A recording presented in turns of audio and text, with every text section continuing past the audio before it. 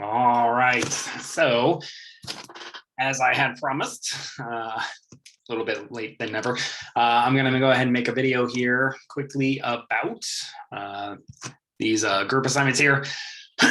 Just kind of talk about them real quick since we didn't actually get a chance to talk about them in class. But this first one has to do with continuous electric fields. So it wants to know, what is the electric field here at point P, which is at the origin. So first thing to note here is that, as this thing says here, the charge distribution is not constant, like all the examples we actually did in class. So here, what you want to do is not pull out the lambda when you actually do the integral, but in this case, you have to actually do the lambda into integral. So let's kind of draw this thing real quick. So here, again, here's my coordinate system. Oops, apparently I forgot how to draw on this thing. Here, right. So here's my coordinate system. So let's draw this guy around here. So that's my y-axis. Here is my x-axis. And then my object is bent. So here's my bent ring. Basically does something like this. So this thing has a constant radius of, let's call that capital R. So here's my constant radius.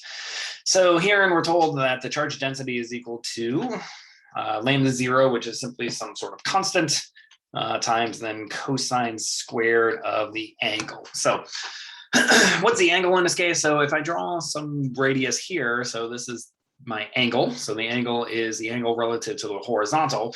So since this goes as cosine squared, what that means then is at the poles here, I have 0 charge. So I have 0 charge here and 0 charge here.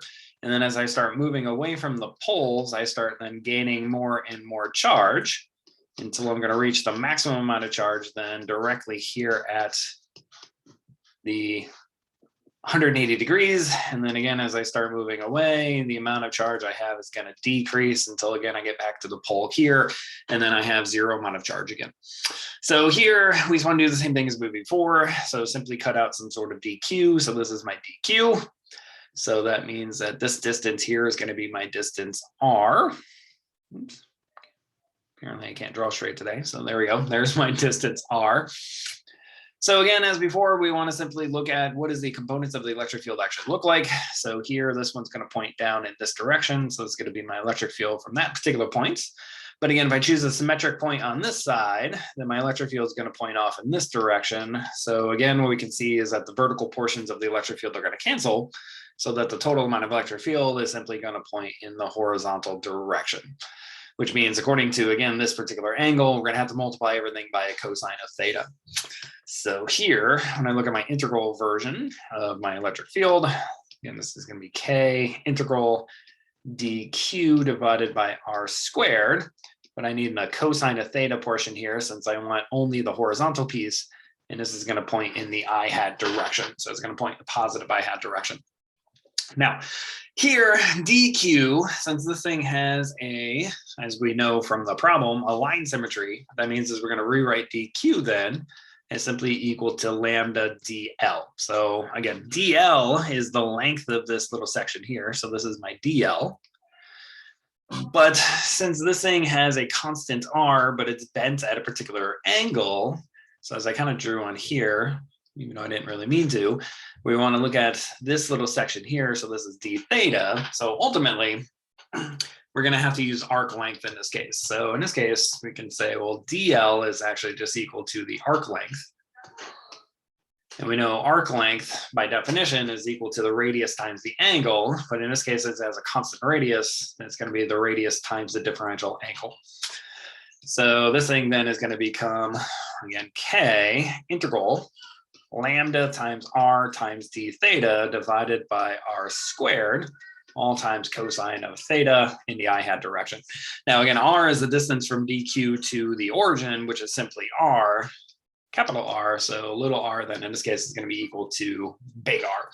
So I'll let you finish putting all the pieces together and then do the integral, figure out what the bounds of integration are. But again, remember, you're only integrating over the geometry, which means they're going to integrate from the pole down to the pole here.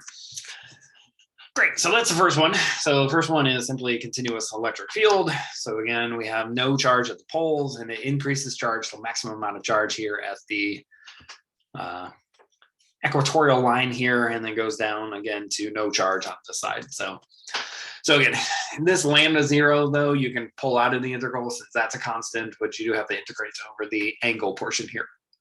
So that's the first one. So not too bad. Second one is this one. So this just says that we have an electron which moves into this field.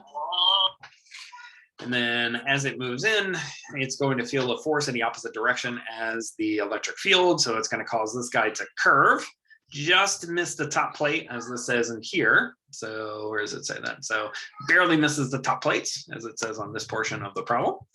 So it's going to curve in, barely miss the top plate, turn around, and come back down. So that means since the gap separation here is 1 centimeter, then it's going to go all the way up, just touch here at a 0.5 centimeter, and then turn around and come back out.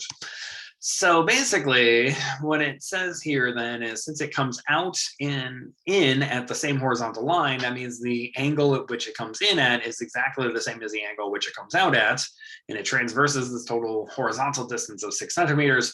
So in that case, you want to determine what is this theta 0. So what is the angle at which it comes in at, and what is the angle at which it comes out at? Now, there's 2 ways to do this problem.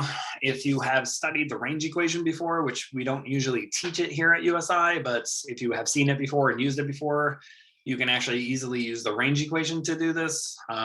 If not, just do it the same way we've done in class, work with the x direction and the y direction.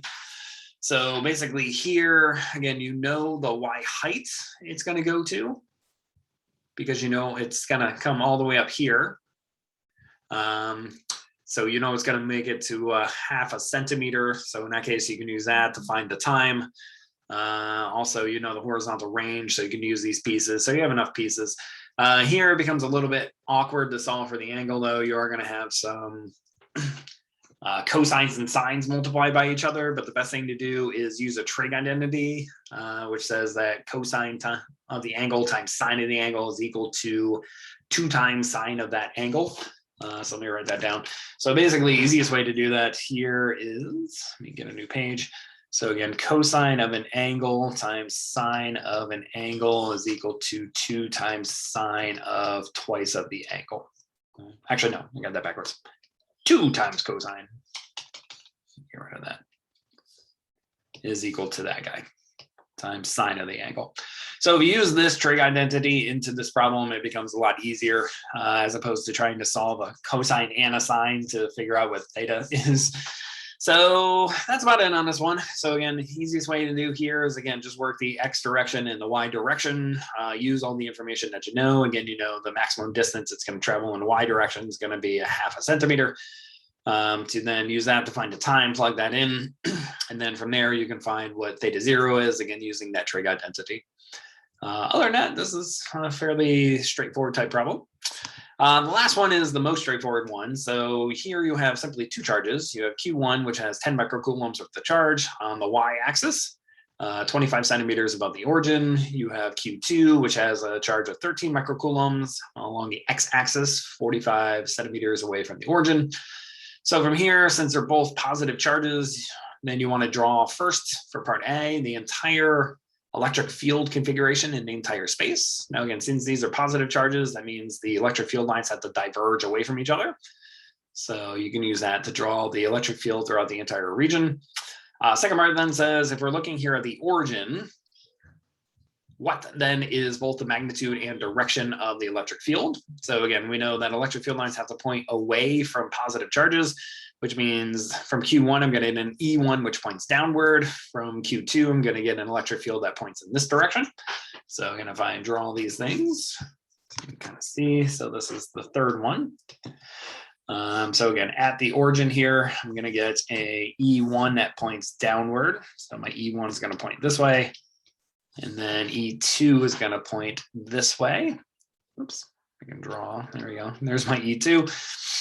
Great. So that's a total electric field then will be the superposition of these two. So this would be my total electric field at the origin. All right, so this is my EP. Great. Oh my, no, that's my daughter. Anyways, then it says, once we find what the electric field is, then what is the force on a third particle if the third particle is placed at the origin where the charge of that third particle is a negative 8 microcoulombs. So in this case, as we talked about in class, remember, if I multiply by a negative charge, what that does is it causes the force to point in the opposite direction, which means the force on this particle would point in the opposite direction because I'd have to rotate by 180 degrees because of that charge. So in this case, this is simply going to be equal to Q3 times the electric field at which you find from before. So whatever the electric field is that you find from part B, simply multiply that by the charge. All that's going to do is it's going to rotate the angle by 180 degrees and put it into the first quadrant instead of the third quadrant. So that's about it. So this is a nice simple question, but again, draw your electric field lines from there, figure out what the electric field is at this point, which again is going to point somewhere down in this direction, and then find the force on a negative particle, which means it's going to point in the opposite direction. So the second and third one are pretty easy.